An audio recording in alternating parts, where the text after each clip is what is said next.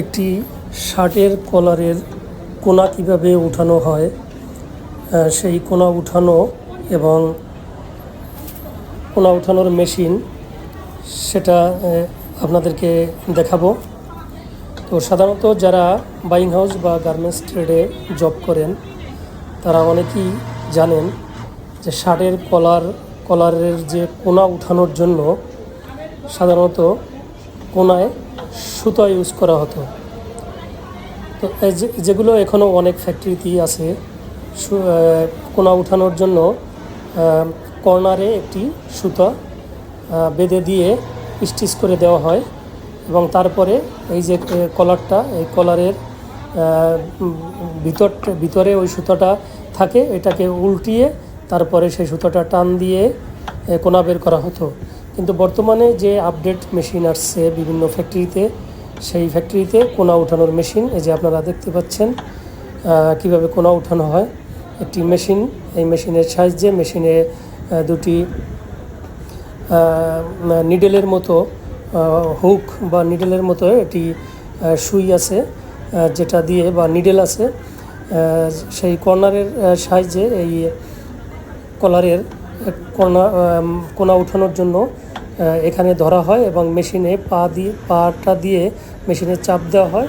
তারপরে এই যে নিডেলটা বা সুইচটা এটা আপ ডাউন করলে কিন্তু এই কোনাটা ইজিলি বের করা যায়। তো এই হচ্ছে পুরো মেশিনটা, শার্টের কলারের কোনা উঠানোর মেশিন এটা।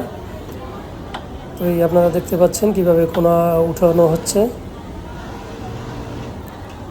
এবং এটা কোনা উঠিয়ে সাথে সাথে মেপে দেওয়া হয় যে দুই সাইডের কোনা ঠিক আছে কিনা। এগুলো কিন্তু কোনা উঠানো কমপ্লিট গুডস। ফাইনালি এটা হচ্ছে কোনা উঠানোর আগে যে মানে আউটসাইডটা, মানে এটা কিন্তু ইনসাইডে থাকে ভিতরে। এই ভিতরটা কি, এই যে এটা হচ্ছে ভিতরের সাইড, এটাকে আউটসাইড করার জন্য কিন্তু ওই মেশিনটা ইউজ করা হয় এবং কোনাটা প্রপারলি কোনাটা বের হয়। তো এটা প্রথমে স্টিচ দিয়ে নেওয়া হয় এবং ফাইনালি এটা কিন্তু হচ্ছে আউটসাইড লুকিং।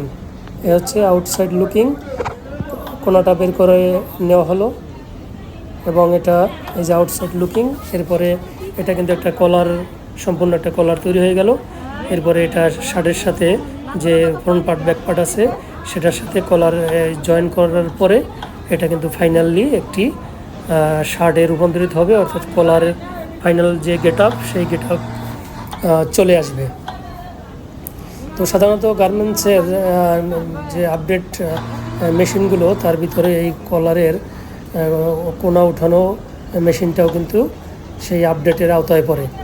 তো এই যে ভিউটা আপনারা দেখছেন, এটাই হচ্ছে ফাইনালি কোনা উঠানো কলার।